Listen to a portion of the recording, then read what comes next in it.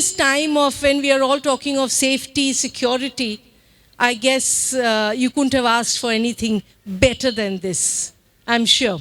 Yes, but today, yes, Vedanya is for the start.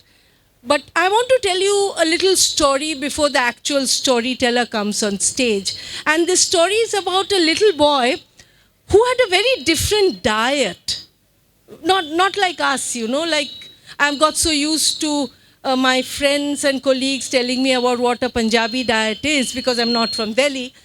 But his diet was different. His diet comprised Tolkien, yes, H.G. Wells.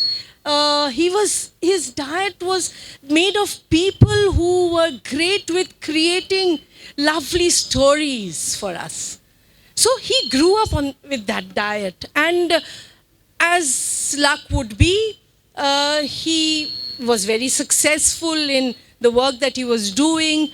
His education, he went off with flying colors, ended up at St. Stephen's. His diet did not change, just to keep that in mind. With St. Stephen's, after that, he came to IIM Calcutta. And like any successful, you can say, a thinker, a dreamer, he joined a profession that was, at that point of time, he thought was the best. And there was something else that was added to his diet at that point in time. Music. Yeah, imagine the combination, books and music. Wow, brilliant diet. And what would we get at the end of it? Any guesses? What would we get at the end of a diet of books and music with having the best education? We would get a fantastic storyteller, right? Somebody who can take us into a world of mysteries, fantasies, in search of unknown realities. Do you want to meet this person? We all want to meet him. So today, we have before you our very special Mr. Christopher C. Doyle to take you on this journey. Christopher, may I have you on stage, please? So first of all, Sudeshna, thank you for that awesome introduction. I wasn't sure if you were talking about me or someone else, but thank you. So I'm going to start with a true story. And this is in France in February 1868, in Paris. A Parisian concierge enters one of the rooms under his care. The room is a small garret. It's squalid, it's dark. There's just one bed, a table, a coal gas stove, and a corpse.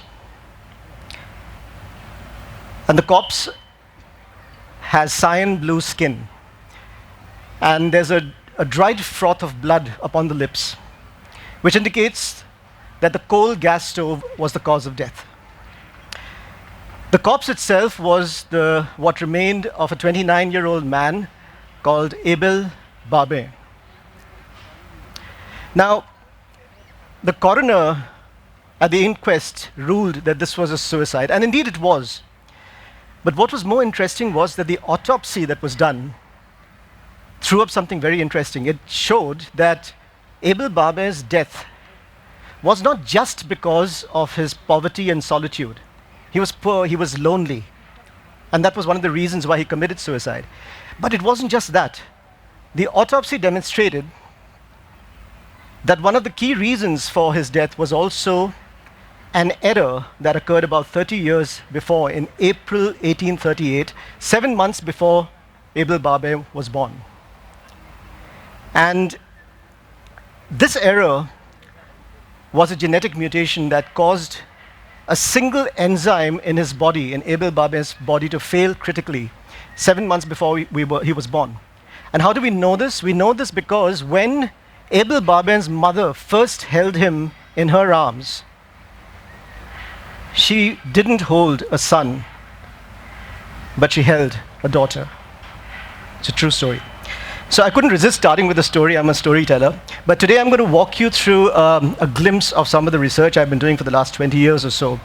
I'm going to be talking about unexplained mysteries from the past. And I'm also going to be touching upon unanswered questions from the Mahabharata.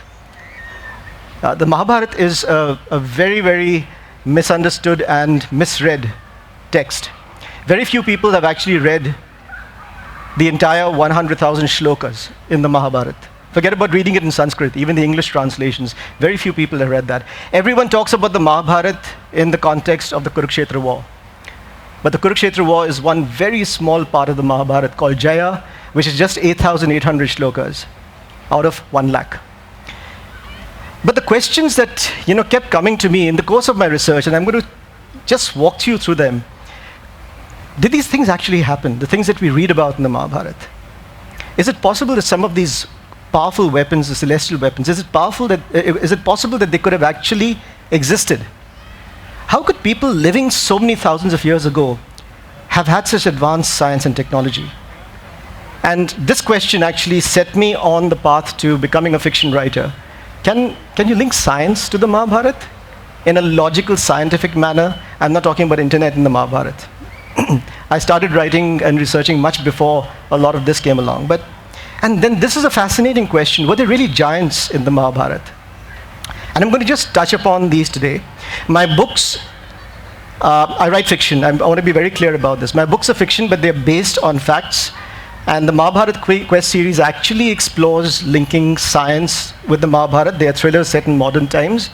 And then I have a second series. Both of these are concurrently running, called the Parthala Prophecy, which is, these are fantasy thrillers revolving around the adventures of two 15-year-old teenagers from Delhi.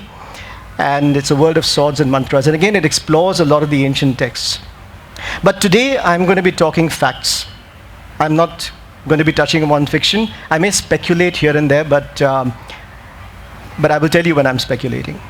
So let's dive straight in. I'm going to start by taking you around the world a bit, starting with the Great Pyramid in Egypt. This is an amazing monument. We are told that this was built as a tomb by a pharaoh of Egypt called Khufu, and he built this for himself. And he must have been an amazingly powerful king, because the Great Pyramid is 457 feet in height, which is approximately the story of a 45-story building. I don't know how tall these buildings are, but take these stories and multiply by a multiplier to get 45, and you can figure out how big and how huge, how immense this structure is. Now, what's interesting about the Great Pyramid is that the original entrance was hidden away for a very long time. You can't enter the Great Pyramid using the original entrance even today. It's blocked, you can see it. There are granite plugs blocking it. And in 820 AD, the Caliph, Abdullah al-Mamun, decided he wanted to go inside. Now, we don't know his motives. There are two schools of thought. One school of thought says he thought there was treasure inside, so he wanted to plunder it. The other school of thought says that he was a very erudite man and he wanted to access all the knowledge that was locked inside the Great Pyramid. Whatever the motive, there was no way to go inside. So what did he do? He created an entrance. He took a group of workmen, paid them a lot of money, and they tunneled into the north face of the Great Pyramid. And this is the entrance to the Great Pyramid today. When you go there as a tourist, you don't enter using the original entrance. You enter using what is called the robber's entrance. And coincidentally, Al-Mamun managed to tunnel into the Great Pyramid just below the original entrance, which meant he was actually able to access the inner passageways of the Great Pyramid. And I'm going to take you inside the Great Pyramid a bit, because there's something very interesting there. Now, the problem for Al-Mamun was, when he reached inside, he was in for a shock. The Great Pyramid was empty. There was nothing inside. Instead, what we have inside is a mysterious network of passageways and chambers. So you have an underground chamber, you've got what they call the Queen's Chamber in the middle, and at the top, what they call the Queen's Chamber. These are not the King's Chamber. These are not original names. These were names given by the Arabs to the different chambers based on the shapes of the chambers. So let me show you some of these passages for those of you who have not seen the Great Pyramid from inside. Let's start with the Grand Gallery, which is circled in this image. Now, this is one of the widest and tallest, in terms of floor-to-ceiling height, parts of the Great Pyramid. But look at the angle. It's at an angle of 27 degrees. In fact, most of the tunnels inside the Great Pyramid are at angles of 26 and 27 degrees, which is very, very closely corresponding to half the angle of the sides of the Great Pyramid, which is about 52 degrees, right? Why? Okay, I could spend a week talking about this, but let me just give you the facts for now. So this is the Grand Gallery, and you can see how steep it is. There's a wooden ramp today for tourists, so you can climb it easily, but in the olden days, and this is a very old photograph from the early 20th century, late 19th, early 20th century, when the Edgar brothers explored the interior of the Great Pyramid. And you can see how difficult it is to climb without the ramp. And this leads to the King's Chamber. So that's a Grand Gallery. Let me now show you the entrance to the King's Chamber, or what they call the antechamber, and that is circled here. Now you can see from here itself that the height of the antechamber is not much. And here you can see this is a drawing from the 19th century by Piazzi Smith. And you can see over here that people would have to crawl through the antechamber to get into the King's Chamber. So you walk through this enormous Grand Gallery, and then you crawl through it to get into the King's Chamber. And indeed, this is the entrance to the King's Chamber through the antechamber, the small tunnel in the right-hand side of the picture. Let's see some other parts of the Great Pyramid. The tunnel that leads to the Queen's Chamber, and this is the only horizontal passage in the entire Great Pyramid. All of the others are at 26 degrees and 27 degrees. Now, here again, you can see this is a tunnel through which you can crawl. So the one going up is the Grand Gallery floor. Below the floor of the Grand Gallery, you have the entrance to the Queen's Chamber. And you can see again, this is a tunnel through which you have to crawl. Why are all these tunnels and chambers built? I mean, if this was a tomb, it would be rather difficult to carry the body of a dead king through these chambers. You have to crawl through it. How are you going to drag the body with you? Not very dignified, right? Yet, these chambers are there. Here's another thing about the Great Pyramid very few people know. This was a photograph taken, I think in 1926 or thereabouts, from a plane. And you can see in this photograph that the Great Pyramid actually does not have 4 sides. It actually has 8 sides. Very few people know this. That's the Great Pyramid. And you can very clearly see the concavity of this particular side. It only shows up at certain times of the year, at a certain time of day, when the light shines in a certain way, at a certain angle, on the sides of the Great Pyramid. And then you can see the fact that there's a slight concavity in the Great Pyramid, in each wall of the Great Pyramid. These are not flat surfaces. Here's a more recent color photograph, and you can see it's like a channel running through the center of the face of the Great Pyramid. It's slightly concave. Mysteries. Let's walk over to the Sphinx, which is not very far. Well, we're told, according to the history books, that the Sphinx was built by Khafre, who was the son of Khufu, and the Great Pyramid is supposed to have been built in about 2560 BC, the Sphinx in about approximately 2500 BC by Khafre, and the face of the Sphinx is supposed to be the face of Khafre. The Sphinx is also a huge monument. It is 240 feet in length and 66 feet in height. It's the height of a 7-story building. Massive. And it was carved out of a single monolithic outcrop of rock. And for most of its existence, the Sphinx has been like this, covered in sand up to the neck, with just the head and the neck visible. Now, in 1991, a scientist, Dr. Robert Schoch, who is a professor of geology at Boston University, he holds a PhD in the erosion of rocks. He was called to Egypt to study the Sphinx and to try and validate this date of building the Sphinx of 2500 BC, because there's no scientific evidence for it. And what he found was very, very interesting. So he's a geologist, and he ran certain scientific tests, including seismic tests on the Sphinx.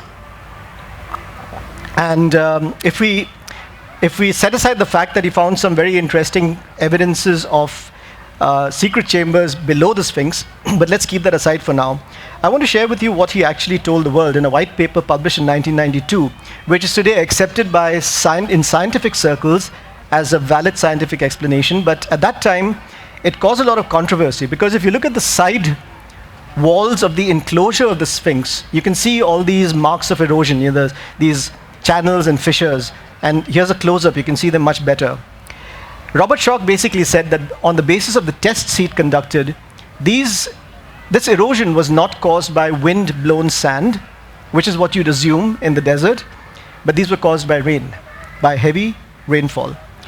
And this was a problem for archaeologists because the last time it really rained heavily in Egypt was the 3,000-year period, which is called the Neolithic subpluvial.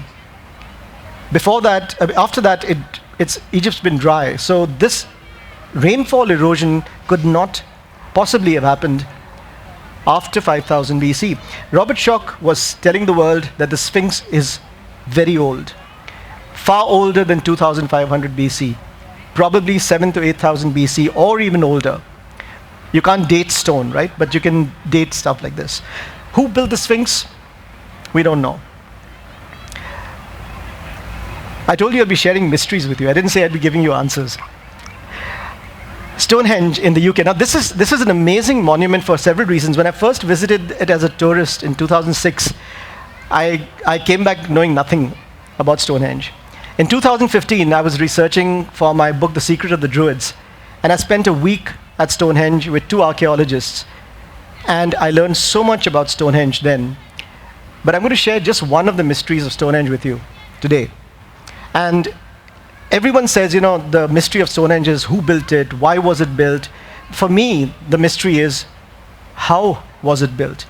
Because if you look at each of these stones, the outer circle stones called sarsen stones, each of them weighs about 70 tons. They're huge. They're raised about 25, 30 feet in the air and placed on top of the standing stones. And as you can see, the builders of Stonehenge knew their woodwork, if not their engineering, because they built in 2 joints to hold the stones together. One is called a mortise tenon joint. So the standing stones have these projections, which are called tenons, and then correspondingly in the stones on top, you've got these mortise holes, which fit together, kind of like a Lego set fits together. It's the same principle. Not only that, just to make sure that the stones don't fall off, because you don't want 70-ton stones falling off, right, from 30 feet in the air, they created what's called a tongue and groove joint at the side of each of the stones on top, kind of like a jigsaw set. And this is where the question comes in, how did they build it? Because remember, it took about, this is what the archaeologist told me, it took about 100 men with ropes and pulleys to lift 1 block of stone. They would lift it 30 feet in the air and place it on top. Now, it's not that simple, because 30 feet in the air, you can't see what you're doing on top. So you lift 1 block of stone, you manage to make the mortise tenon joint fit, but the next block of stone that you put on top has to fit 2 joints, the mortise tenon and the tongue and groove joint. How do you do it when you can't see what you're doing? And how do you do it when you're using 70-ton blocks of stones, not little Lego pieces? It's like trying to assemble a Lego set with your eyes closed. And let me show some photographs I took. You can see the mortise sockets, the mortise holes very, very clearly in this fallen stone. Here's a shot of the tenon on one of the standing stones. And on this stone, if you look very closely, you can see the tongue of a tongue and groove joint. Now, Stonehenge was built in 2400 BC. Again, there's no scientific way to date the stone, but organic matter found near Stonehenge has been dated to 2400 BC. So that's what archaeologists take as the date for when Stonehenge was built. But even then, 4,400 years ago, how were they doing this? My last stop on this tour of archaeological sites, possibly my favorite site, Baalbek in Lebanon. This is the wall of the Temple of Jupiter. And there's a big controversy about this wall because some archaeologists say this was built by the Romans about 2,000 years ago. Other archaeologists say, no, this was built maybe about 7,000 years ago, 5,000 BC or so, but we don't know by whom. It doesn't matter. And you'll see why it doesn't matter. Now, I want to draw your attention to 3 blocks of stone. And just for comparison, this is a man standing in the corner. I want to draw your attention to the big blocks on top. You can see them over here. There are 3 stones in a row, and again, for comparison, look at the men. Those are fully grown men standing over there. This picture actually shows you all 3 blocks of stone. Why am I showing these blocks of stone to you? Because of 2 reasons. Number one, you can see that these blocks of stone have been lifted in the air to a height of about 20 or 25 feet and placed on top of the wall. The second reason is each of these 3 stones weighs approximately 840 tons. Stonehenge is marbles compared to this. This is the question. In the 21st century, we use a crane like this to lift heavy weights like what I've shown you. And this is what the crane is used for, wind turbine and stuff like that. The problem is that even this crane, which has a maximum capacity, this is the largest crane, or the crane which can lift the heaviest amount of weight in the world. The capacity of this crane is only 825 tons. So today in the 21st century, we can't lift those 3 blocks of stone individually. We can't do it. Yet somebody did it. Now you can see why. It doesn't matter whether it was 2,000 years ago or 10,000 years ago. They didn't have these kind of cranes then. We don't have them now. Yet someone has put those stones there. Who and how? And if you go to the quarry, which is very close by, from where these stones were quarried, there is this large stone still over there. It's called the stone of the pregnant woman for some reason, but that's what they call it in Lebanon. And this one weighs 1,150 tons. You can see it's cut, dressed, extracted from the ground, but not used for building yet.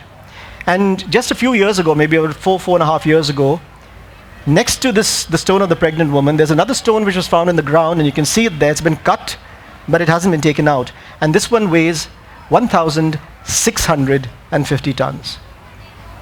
Who were these people who were building with such huge blocks of stone thousands of years ago? We don't know. But there's something very interesting that I found, and you can go and verify this for yourself using Google Earth. So this is an image from Google Earth of the Great Pyramid. And if you look at the diagonal of the Great Pyramid, which points northeast, it points to Baalbek. And the diagonal that points northwest points to Stonehenge. Coincidence, right? It has to be a coincidence. Stonehenge 2400 BC, the Great Pyramid 2560 BC. They couldn't have possibly known what they were doing, right? But what amazing coincidence. Now, in the mid-1990s, I read, among a lot of other books, I read these 2 books, which actually started my journey on knowing more about these sites and visiting these sites to know more. And basically, these authors they came up with a very interesting theory independently. And I'll summarize their theory in 3 lines. They basically said that thousands of years ago, there existed an ancient global civilization on Earth, which had advanced science and technology, and this civilization built monuments like these. I've just shown you about 5 or 6 monuments.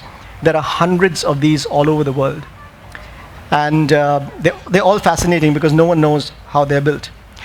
So what happened to this civilization? Are we the civilization? Because we were hunter-gatherers, 8,000 years ago, 10,000 years ago. So they proposed in the mid-1990s that this civilization was wiped out by a global flood approximately 12,000 years ago. We are the inheritors. Our civilization is the inheritors. So the correct question to ask is always, where's the evidence? Where's the scientific proof? You can't accept these kind of theories which are without proof, right? So I'm going to present to you a couple of very interesting discoveries made in the last 15 years or so. I am not, please be very clear about this, I'm not saying that this theory is correct. I'm now going to just give you some facts. So the first fact I want to share with you is that in approximately 10,800 BC, we now have scientific evidence that a comet or an asteroid or a meteor hit the Earth. Now, I'm just going to say comet to make it easy. We don't know what it was. It was an extraterrestrial body. But that's a mouthful, extraterrestrial body, right? So I'm just going to say comet to make it quick. This comet, as it passed through the Earth's atmosphere, it broke up into smaller fragments. These fragments struck the Earth's surface at different points, and these are the places where those fragments fell. Now you can see that this is about 12,000 years ago now. The ice age was ending, the ice caps were melting, but in most of the places hit by the comet fragments, North America, Europe, most of Europe, including southern Europe, Spain, was all under ice. An ice cap that was kilometers thick. And 2 things happened when the comet fragments hit. The first was that with the force of the impact, the ice cap melted and sea levels rose by 100 to 200 feet around the world. The coastlines of the world, the map of the world you see today, was created 12,000 years ago as a result of this comet strike. And there is now geological proof from around the world to show us this. Let me present another piece of scientific evidence for you. Now, the second thing that happened, I said there were two things that happened when the fragment struck the Earth. The first was the sea levels rose, and therefore there was a global flood 12,000 years ago. Did it drown an ancient civilization? I don't know, but there was a global flood. The second thing that happened was, as a result of the impact, you saw how many fragment strikes there were. It was like lots of nuclear bombs going off at the same time around the Earth. Volcanic eruptions, dust and debris was thrown up into the atmosphere, and a 1,300-year-long nuclear winter started. The sun was blacked out. This is one of the results or the analysis reports of an ice core sample from Greenland. So you know what geologists do when they want to figure out what was happening in the Earth's atmosphere and the climate thousands of years ago? They drill kilometers deep into the ice, take out samples, which they call ice cores, and then they test it and analyze it. And this is one of the reports. Now, if you look at the red line, which is temperature, this is the interesting one. You can see it's pretty stable until around 15,000 years ago, when global warming happens and temperatures rise to about minus 30 degrees centigrade. And then suddenly the temperature drops to about minus 50 degrees centigrade. It suddenly becomes colder than the Ice Age. This is not a natural phenomenon. This is when the comet hit the Earth. And then for 1,300 years, the temperature stays at minus 50, minus 45. That is what is called the impact winter, or the younger dryas winter, which is what scientists call it today. After 1,300 years, the dust and debris clears, the sun comes out again, global warming starts again, and temperatures come back to where they are today, approximately minus 30 in Greenland. Now, the discovery of this comet strike also solved a long-standing mystery, which was the sudden extinction 12,000 years ago, mass extinction of what they call the American Megafauna. They all disappeared at the same time. And for many decades, no one could understand why. Now we know these were all tropical animals. They could not survive the impact winter. We little fellows, the Homo sapiens over here, small little beings over here, we managed somehow. Maybe we didn't have the kind of surface area that they did, for cold to affect us. We just about made it, which is why we are here talking about it. So this is the first discovery I wanted to share with you. The second is something which I am amazed does not feature in textbooks today. And this is a historical, archaeological find, which is, it's not a conspiracy theory. I don't know why it doesn't, I haven't seen it in the textbooks. This is in Turkey, a place called Göbekli Tepe. And this is possibly the only archaeological site in the world where all archaeologists agree on the date when the structure was built. Everyone agrees it was built in approximately 9,500 to 10,000 BC, about 12,000 years ago. Who built it, we don't know. But it's very interesting because you look at these stone circles, there are hundreds and hundreds of stone circles. It was discovered in 1994, which is why I'm surprised it's not in the history books. And what's very interesting is you probably can't see it over here. Maybe you can make out, you can probably see on this broken away pillar, you can see a shape of an animal. There are lots of these mysterious symbols and animals. And unlike Stonehenge was just these blocks of stone which were cut and placed. Here they've been shaped into T-shapes. And every stone circle has an astronomical alignment, with the constellations of Cygnus, Orion, the Milky Way, some of the planets. It's really amazing. 9,500 BC, and everyone agrees it's 9,500 BC. There's no dispute about this. Who were these people? Because traditionally we know that we were hunter-gatherers at this time. Agriculture started in 8,000 BC. But this is the mark of a sophisticated civilization. Hunter-gatherers do not have communities. They have tribes. This is a community exercise, the sheer scale of the exercise. But irrespective of who built it or how, what has been established now scientifically is that unlike what we were taught earlier, that human civilization started with the city-states of Sumer the Indus Valley and Egypt around 6,000 years ago. We now know that human civilization actually started around 10,000 BC with sites like Göbekli Tepe. The third discovery I want to share with you today blew my mind. Now, this is a recent discovery made in 2009. Archaeologists, this is a short picture of archaeologists in a cave in Russia called Denisova. And while excavating, they discovered two things. One was this massive tooth, and the other one was a finger bone. You know, we have multiple bones in our fingers. They discovered one of those bones. Now, both the bone and the tooth were quite large. The tooth had a surface area which is about 2.5 times the surface area of our molars. So it was a large tooth. And the archaeologists figured this probably belongs to a large extinct animal, like a bear or like the megafauna I just showed you. And they sent it for genetic testing. They got a shock when the DNA test came back, because the report said that this is actually a human tooth and a human bone. It belongs to a girl who lived around 40 to 50,000 years ago, belonging to a species of humans which we did not know about earlier. Today, we call them the Denisovans. And not much is known about Denisovans, but we are beginning to find more evidence of them. Remember, before 2009, we didn't know that these people ever existed. We knew about Neanderthals, but not Denisovans. And the reason why I say that they're humans is because unlike, the test of different species, really, it's called a different human species. It's not Homo sapiens. But the test of different species is that when two species interbreed, the progeny cannot reproduce. They're infertile. You know, like a horse and a donkey, a mule is infertile. Whereas in the case of Denisovans and Neanderthals, there has been interbreeding with Homo sapiens. Now, like I said, not much is known about the Denisovans. There's a lot of speculation, so I find this speculation interesting, so I'll just tell you about it. It is speculated based on the bones and the skull fragments and the teeth that have been found so far, which is all we've found of them, that these people were rather large people. They could have been anywhere between 9 to 11 feet in height. Now, this is speculation. No complete skeleton has been found. In 2019, a white paper was published which actually talked about Denisovan skeleton. They kind of extrapolated it, but they didn't say how large the skeleton was. So we're still guessing.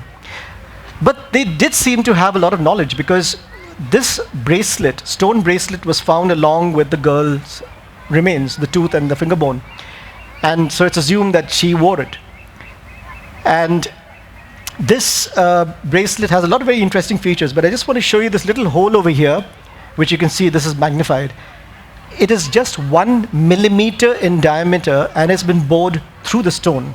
So obviously the scientists who found this were curious. How did these guys manage to do it 50,000 years ago without breaking the stone? And now I will quote from the scientific report, because if I say it, then you'll probably think I'm kidding. So I'm going to quote what the scientists say. They say that this hole could only have been made using a two-faced drill operating at very high speed. This is what they say. I'm not saying it. Now, this doesn't mean that these guys, the Denisovans, had these Black & Decker drills, right, which they were boring holes with. But they definitely did have some technology which shouldn't have been there 50,000 years ago. And this is what Denisovans probably looked like. There have been the efforts to start piecing this together by scientists. Now, as a fiction writer, all these ideas kept coming to me, and I wanted to find out if there was anything happening in India. There's a lot of focus in the West, not so much research done in India. So I started looking at science in ancient India. And I found some very interesting, very, very interesting things but if I start talking about them, I'll be here much longer than my allotted time. I want to share just one thing with you, which is an ancient textbook which I found called the Sushruta Samhita. Sushruta was India's first surgeon. He lived somewhere around 600 to 1000 BC, approximately 3000 years ago. And it's a very interesting manual of surgery. There are tools, he describes surgical instruments which are in use today. And there's at least one technique of plastic surgery because he talks about plastic brain, organs, uh, repairing broken bones, eye surgery. It's the works. It's all there. He describes a technique of plastic surgery in which you reconstruct the nose using a flap of skin from the forehead. So you basically pull off the skin from here and patch it onto the nose so that the skin does not dry up. There's blood supply still there. And this technique was rediscovered in the West very recently, in the 20th century. So Sushruta's technique is today called forehead flap rhinoplasty. And if you go to Columbia University's website, even they talk about it. So it's actual fact. So I found some very, very interesting nuggets like this all over the world. And like I said, I could spend a lot of time talking about it. But I think it's time I come back to France in February 1868. Why did I start with this story? So there's a scientific reason behind the story of Abel Barbin, the man who was born a girl but died a man.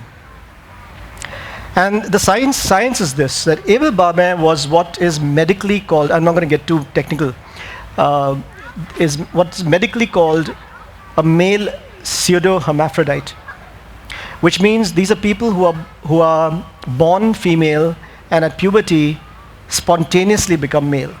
It's scientific. There have been recorded, documented instances all over the world.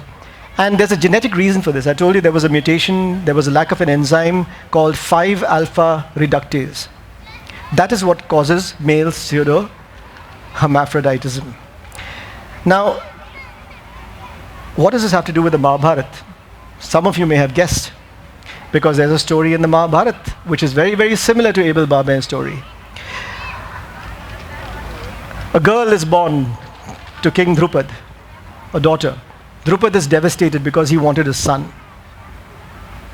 And he prays to Lord Shiva.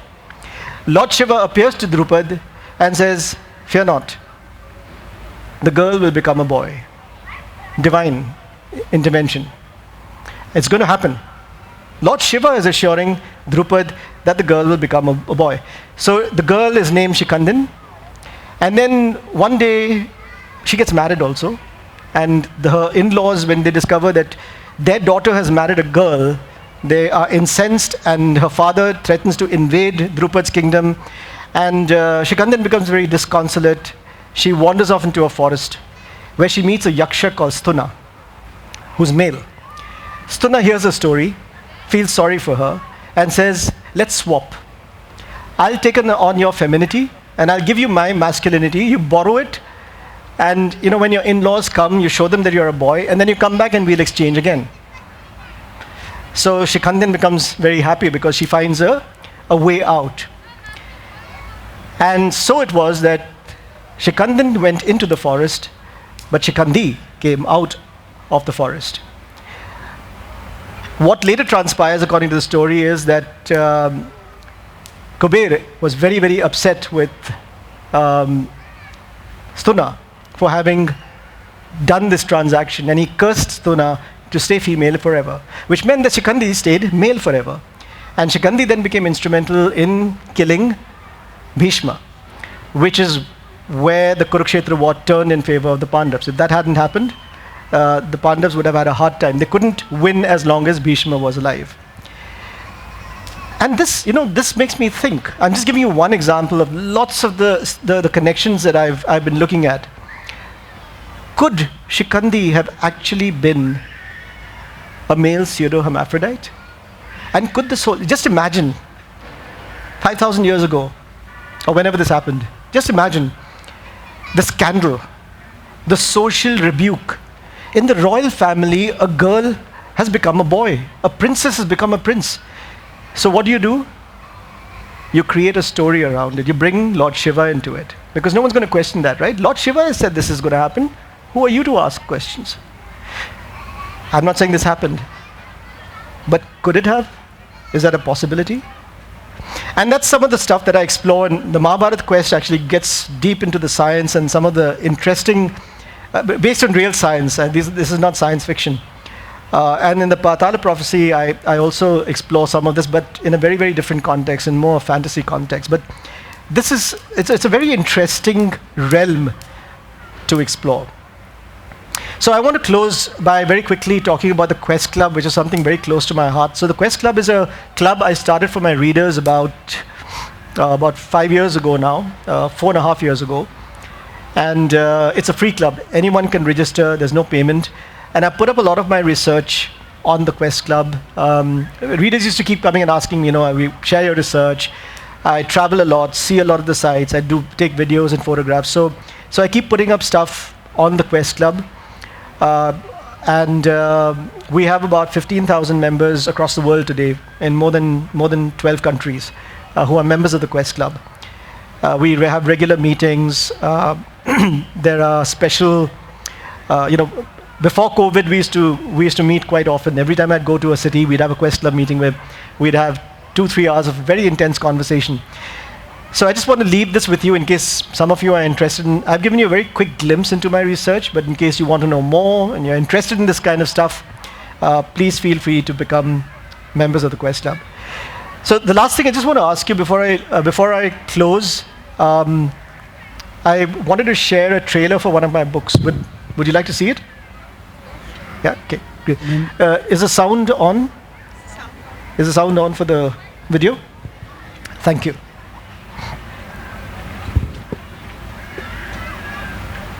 So this is a trailer for the first book of the Parthala prophecy series.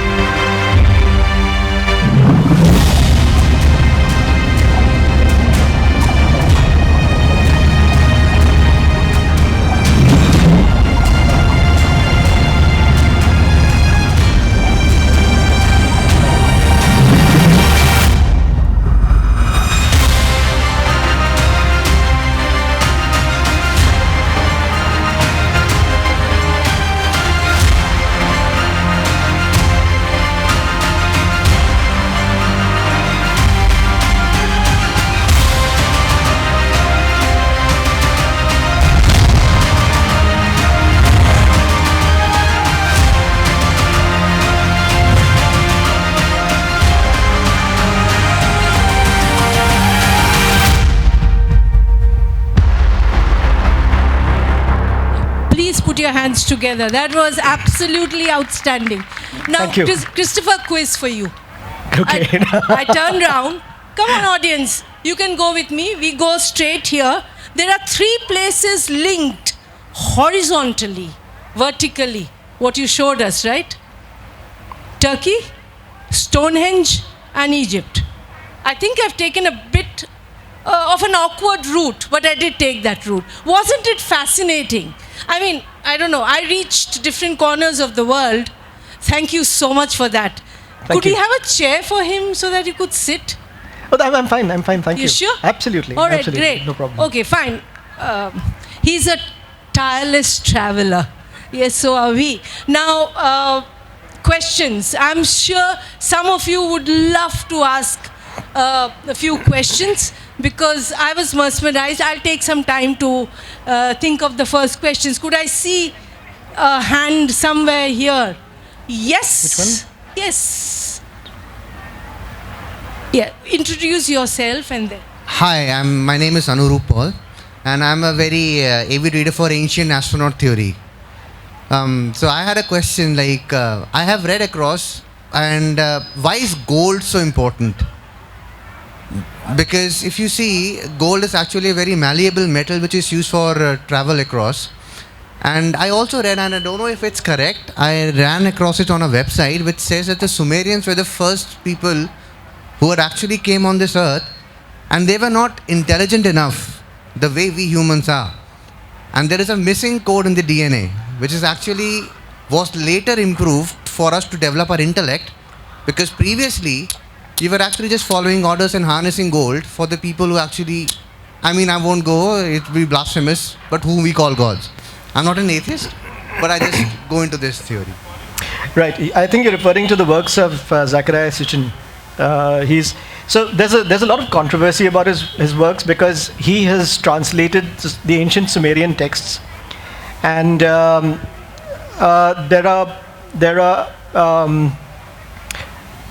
are experts in the cuneiform script that Sumerians use, who claim that a lot of his translations are erroneous. So I've read a couple of Sitchin's books. Personally, I'm not very convinced with his theories. He talks about Planet X, right? And that's where the aliens came from. And there are a couple of guys in South Africa who also talk about the South African stone circles and about mining for gold in South Africa with the whole thing. It's a very interesting theory, but I'm not convinced for two reasons. Number one, I find it... So number one, we've not found evidence of alien presence. This is a lot of conjecture, which is great. I mean, it's good to think in thought experiments.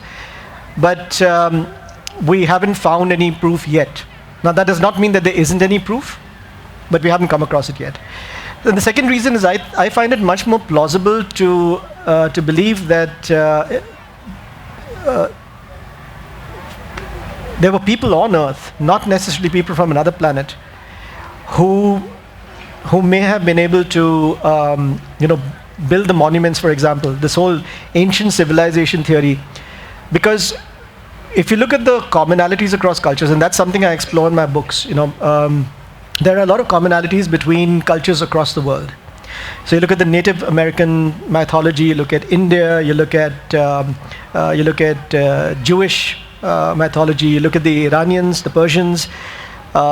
You go across the world and you find a lot of similarity. Siberia, you go to Siberia, you have, you've got 7 levels of hell over there. We've got 7 levels of path. It's really fascinating. Now, I find it more plausible to believe that we had a common global culture at some point in time, which got fragmented for whatever reason. It could be that you had this comet strike and people scattered all over the world, and there is some memory of what was. So that's probably a stronger reason for me not to subscribe to the whole ancient astronaut, the alien theory. Von Daniken had started this whole thing in the 70s. And a lot of what he speculated has now been proven to be not really correct. So a lot of scientific evidence has been found. And I didn't say this earlier, but since the question has been asked, I'll share this with you. That just like we did not know, just like we did not know about the Denisovans before 2009, there's been a lot of exploration, a genetic exploration now of the Denisovans. So the reconstruction of the Denisovan skeleton that was done 2 years ago was done on the basis of DNA, not on the basis of physical remains, unlike traditional, anthropology or archaeology. And what's very interesting is that, firstly, there are people alive today who have Denisovan DNA. It's there in our genomes, anywhere between 3 to 6%, depending on which part of the world you live in. Secondly, when you look at the Denisovan genome, there is evidence of DNA from another human species, which we have not discovered so far. There's no physical evidence. But there is another human species whose DNA is there in the Denisovans. Who were those people? They're human. So then there's a lot of research being done on this, genetic research from the small fragments of Denisovan remains that are being found. Unfortunately, it's very, very scattered, very sparse. So were these ancient humans who we don't know much about, could these be the people who we call ancient aliens or ancient astronauts? I don't know. But it's a very interesting field to, there's a lot of research happening, scientific research happening in this area. So let's see. You away from the research, and there are a lot of young parents here, there are a lot of children here. I know you are an avid reader, I know you do a lot of research, but in today's environment, every parent has the struggle of trying to get their children to read and also to build their imagination. Can you share how that worked for you, and you know, what was that journey, and any tips that you would like to share for these young parents and these young readers? Sure, I'll give you my perspective for what it's worth. I'm not saying I'm right or that this is the best way to do it, but I think as parents, and I had a daughter who I used to tell stories to when she was small, right from the time when she was 2 years old, or she was old enough to understand stories. I would actually create stories for her, and today she's an avid reader. Having been a parent who's seen my daughter develop, and initially, I'll be very honest with you, initially she refused to read because she preferred hearing the stories from me. So she said, why should I read a book when you're going to tell me the story?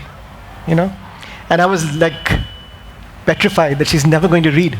Until she's 30 years old, I'm going to be telling her stories, bedtime stories. But I think it's, as they grow, if they're hooked onto stories at an early age, and there are so many children's stories around, our culture, our heritage is so rich, so diverse. One of the things which I find, and please, I'm not being judgmental or finding fault with anyone over here. I'm also one of those parents who, we are so caught up in this fast-paced world. We have a generation today that didn't have the benefit that we had of grandparents telling us stories, or parents telling us stories. There weren't so many distractions. We didn't have smartphones, we didn't have computers, we didn't have, there wasn't that kind of stuff there. We've grown up, a lot of us, I'm assuming, sitting over here, have grown up listening to stories at someone's knee, whether it's a grandparent or whether it's a parent. Today's kids don't have that advantage. They're more nuclear families. We as parents don't have time. So I think what's really very important is to restart that culture of storytelling. India's got a very rich culture of storytelling, and you don't have to be a writer to do it. Reading from a book is the easiest possible thing that you could do. My first book started off as a story for my daughter. The Mahabharat Secret actually started off as a story for my daughter, and then it grew and grew, and then I said, let me try and get it published. But then when I started writing my subsequent books, they weren't written for her, but I would read them out to her. And eventually she graduated to reading by herself. Now, this is, just an example of one child who's done this, and that's my only experience. But I strongly believe that children have this innate curiosity. They are fascinated by things like secrets and mysteries. And if we can tell them stories, whether we create them or whether we read out stories to them, which capture their imagination, I think it works. And this has been a learning for me as a writer. When I started writing, the Mahabharat Quest series has characters, not one character is less than 28 or 30 years old. They're all adult characters. But after the series was launched, I was very surprised to find 10-year-old, 12-year-old, 14-year-old children writing to me and telling me which class they were in, which school they were in, and how much they enjoyed reading the book. And I was saying, hang on, why are they reading these books? There's no one to, you connect. You read Harry Potter because there's a 10-year-old kid in there, so you connect with that kid, right? It resonates with you. Why are these children reading what I thought were grown-up stories? And when I started meeting them, when I started doing the rounds of schools and meeting children and talking to them, I realized they were reading them not because of the characters, but because they were hooked by the adventure and the mystery that was there in the book. And that's when I was inspired to write the Parthala Prophecy series, which has younger characters, because I thought if there are children who are interested, let's give them something that's more in tune with their own age group. So this has been my experience. I think if we tell them good stories, they will read. There's no doubt about it. Somebody has a question here? Okay, I'm Aryan. I study in the 11th class, and I wanted to ask, it's a twofold question. Firstly, the pyramids of Giza, as regarding how the blocks were lifted, like I saw this in school and I just confirmed it on Google as well. Most theories suggest the use of an inclined plane. Like the huge block of stone was pushed up the inclined plane rather than just to lift it and place it somewhere. So doesn't that sort of answer the question that, because obviously they didn't have cranes that could lift them directly, but inclined planes would certainly help in reducing the amount of force required, right? And secondly, so can I answer your question one at a time? Otherwise, I forget. Okay. So let me give you a slightly different perspective on this. And I'll take two of the monuments I talked about. I'll talk about the Great Pyramid and Baalbek. So I've read about the inclined plane theory. And now just visualize this. Are you a science student? No. No, okay. So you're like me. I don't know much about science. I read and research and then learn. But think of a 45-story building. And now if you just apply basic mathematics, trigonometry, think of how long you will need, what length of inclined plane you will require to reach 450 feet in the air, the 45th story. If the inclined plane was an efficient way to lift weights, it would be used in construction today. It's not. Number one, we don't even build using such huge blocks of stone. But just think about it. An inclined plane that would reach 45 stories, 450 feet in the air, would need to be kilometers long. Right? And maybe there are engineers over here who might be able to give a more accurate answer.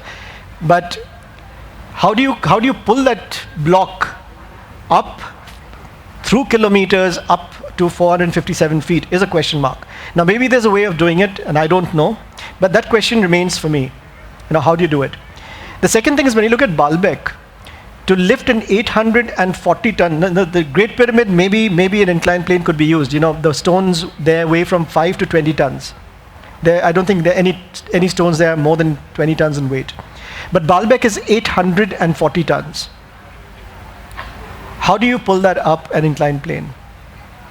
And so here there's some physics that comes in, and like I said, I'm not a science student, but imagine the coefficient of friction, taking it up the inclined plane. Imagine the thickness of the ropes you will require to pull an 840-ton block of stone. The steeper the inclined plane, the more difficult it is going to be to pull it up. How do you pull up 840-ton blocks of stone to 25 feet in the air and place them on top of a wall? You could build a ramp made of soil. How tightly packed would that soil need to be to prevent that 840 block of stone sinking through the soil? How would you pack it so tightly? These are all questions which don't get answered for me very simply, with this ramp or inclined plane explanation. Just my perspective. I agree that to make an inclined plane up to 45 stories, you'd need the inclined plane to be maybe a bit too long for people to build. But weren't most of the huge rocks kept at the base of the building? Because it's meant to be a base, right? Even in Baalbek, those weren't at the height of the building. The stones remained at the base of the building, right? The lighter stones were used for the top, or smaller stones at least were used for the top, right? Because they didn't place an 800-ton block at the top of the building, right?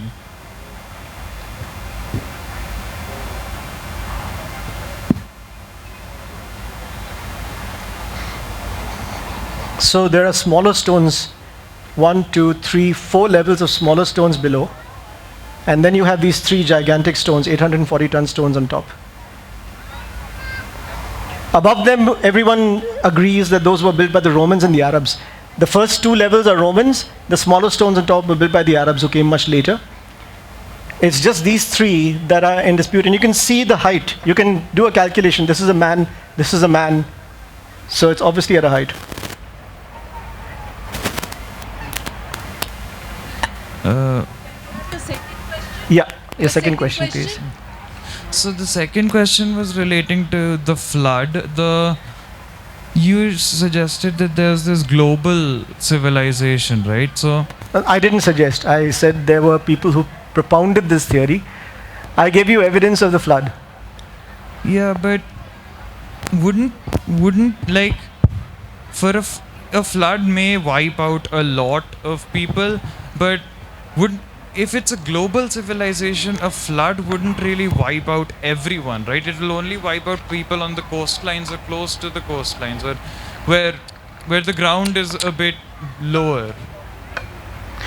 That's assuming that the global civilization isn't completely around coastlines. So you'd be right if that was the case. So again, there's a lot of speculation we can do over here. And like I said, I'm not here to either prove or disprove that theory of an ancient global civilization. For me, what's more important is the scientific. I'm more interested in the facts. And the facts tell us that there was a global flood around 12,000 years ago. I think for me, that's the more important piece. I think that was, yeah, there's another question here. And I think we'll take one more, right? Sure. Okay. Hi, I'm Loveleen. Hi. I just wanted to know, how do you transition from these thoughts coming to your mind and penning it down for a book? Because I think that is something which very few obviously can achieve like you have. So is there some mystery or a trick here? So because you keep on coming up with lots of theories, stories. So how do you transition that onto a book? So I don't know if there's a trick over here, but I'll tell you what happens in my case. And so I do a lot of research before each book. In fact, the book I'm writing right now, which will release later this year, book 3 of the Mahabharat Quest series, I've been researching for the last 4 years, since 2016. So there's 4 years of research. I started writing only in December last year. And for the other books, I've been researching for a pretty long, again, 4 to 6 years for each book, multiple strands of research. So what tends to happen for me is when I do that kind of research, a lot of ideas come up, and because I'm trying to fictionalize connections. I don't fictionalize the facts. The facts are there, and I try to connect them using fiction. So I believe in this theory that if you read enough and research enough, then you are able to find the connections that you're looking for. And by the time I finish my research, the idea for the book, kind of takes shape, just because of the amount of reading that's been done. I guess it's in the DNA. I don't know about that. Sure. Yeah, good evening, Mr. Doyle. This is Captain Singh. So, I just wanted to know, can we have the camera off me? I don't want that. Thank you. So, regarding this epic of Gilgamesh, or the Matsya Puran, or if you think the Noah's Ark, so do you think that it somehow corresponds to that 12,000 years timeline for the flood, the global flood which we are talking about? Is it somewhere closely related if we go with the Sumerian texts or something like that? It is possible, because there are actually 2,000 flood myths across the world in different cultures. More than 2,000 actually. And there have been a lot of academic studies being done of this. You've mentioned some of the more famous, some of the more popular flood myths. But in almost actually in every single culture around the world, if you go, there's a myth of a flood, and a very small section of humanity, or one person being rescued through divine means. And it's easy to believe that there's no way to prove it, of course, but it's very easy to believe that a lot of the mythology reflects what could possibly have been a real event that happened. And this is the most recent flood. There have been floods, global floods across Earth's history. There have been periods of, the ice ages and are interspersed with global warming. It's a natural cycle with the Earth. There have been lots of cycles of destruction. This has been the most recent. And it's very tempting to believe that, and a lot has been written about this, that these flood myths possibly reflect this flood. The only thing is that until about 10 years ago, we didn't have scientific evidence. There was no scientific evidence that there was a flood 12,000 years ago. It wasn't there. These people who were writing in the 1990s and saying there was a global civilization, there was a global flood, they were putting forward a theory without any evidence. The evidence was based on the monuments. And it's about 10 years ago when scientific evidence, so the report from Greenland I showed you, the ice core results, that's from 2000. So it's all been fairly recent in the last 10 to 20 years when the pieces of the puzzle started coming together and scientists started accepting the fact that there was a global flood 12,000 years ago. But like we say, a specific timeline cannot be achieved, we understand. But 12,000 plus minus 2 here and there, something like that. But if we go by the text of these scriptures, do you think that there is a possibility, because they arise from all the four corners of the world, from everywhere, and since like you said there are more than 2,000 accounts of a myth flood or something like that. So you think the Greenland, this thing which was done, perhaps it has got some validity in the text which we read about, like quite these possible. epics, right? It is possible. Okay, thank you very Right. I think all good things have to come to an end. And to end it, I hand over to Sarah Rahman. Yes. Thank you, ma'am. May I please call upon Mr. Chawla, the director at Vedanya, to please come and hand a token of appreciation to Mr. Doyle.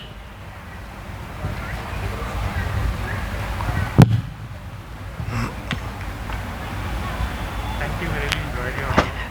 Thank you very much for coming. Thank you, it's a pleasure. It's a little token That's so nice. for growth and not for anything else. We like Fantastic. to foster sustainability. Thank you so much. Thank you.